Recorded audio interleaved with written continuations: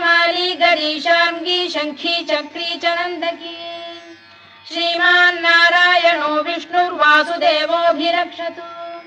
वनमाली गरीशार्ङ्गी शङ्खी चक्री च नन्दकी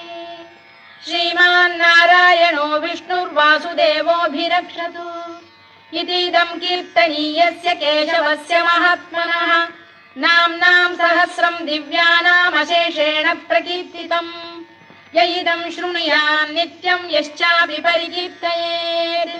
नाशुभं प्राप्नुयात् किञ्चित् सोमुत्रेह च मानवः वेदान्तको ब्राह्मणः स्यात् क्षत्रियो विजयी भवेत्